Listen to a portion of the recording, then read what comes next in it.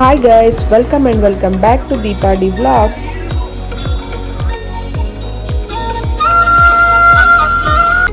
ಯುಗಾದಿ ಹಬ್ಬ ಬಂತು ಅಂದರೆ ಮನೇಲಿ ಎಲ್ಲರಿಗೂ ನೆನಪಾಗೋದು ಮಾವಿನಕಾಯಿ ಅಪ್ಪೆ ಹುಳಿ. ತುಂಬ ಸುಲಭವಾಗಿ ಅಪ್ಪೆ ಹುಳಿನ ಹೇಗೆ ಮಾಡೋದು ಅಂತ ನೋಡೋಣ ಬನ್ನಿ. ಮಾವಿನಕಾಯಿನ ಚೆನ್ನಾಗಿ ತೊಳೆದು ನಂತರ ಒಂದು ಪಾತ್ರೆಗೆ ಹಾಕಿ ಚೆನ್ನಾಗಿ ಬೇಯಿಸಿಟ್ಕೊಳ್ಳಿ. ಏನೇನು ಬೇಕು ಅಂತ ನೋಡೋಣ ಬನ್ನಿ.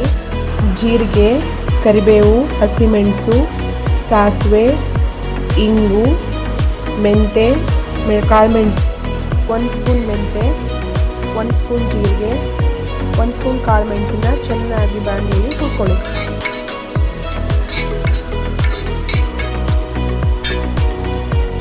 ಅದನ್ನು ಮಿಕ್ಸಿ ಜಾರಿಗೆ ಹಾಕಿ ಚೆನ್ನಾಗಿ ಪೌಡರ್ ಮಾಡ್ಕೊಳ್ಳಿ.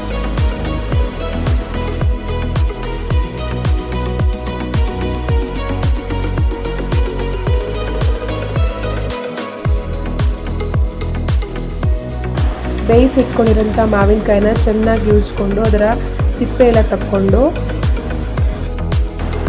ಒಂದು ಬಾಣಲಿ ಇಟ್ಟು ಅದು ಸ್ವಲ್ಪ ಎಣ್ಣೆ ಹಾಕಿ ಸಾಸಿವೆ, ಜೀರಿಗೆ, ಕರಿಬೇವು, ಹಸಿಮೆಣಸು, ಇಂಗು, ಕೊತ್ತಂಬರಿ ಸೊಪ್ಪು ಎಲ್ಲ ಹಾಕಿ ಒಗ್ಗರಣೆ ಮಾಡ್ಕೋಬೇಕು.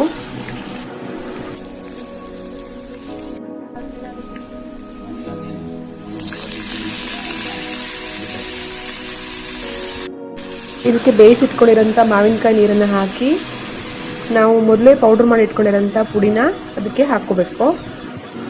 ಅದಕ್ಕೆ ರುಚಿಗೆ ತಕ್ಕಷ್ಟು ಉಪ್ಪನ್ನು ಹಾಕಿ ಸ್ವಲ್ಪ ಬೆಲ್ಲನ ಹಾಕಿ ಬಿಸಿ ಬಿಸಿಯಾದ ಮಾವಿನಕಾಯಿ ಅಪ್ಪೆ ಹುಳಿ ರೆಡಿ.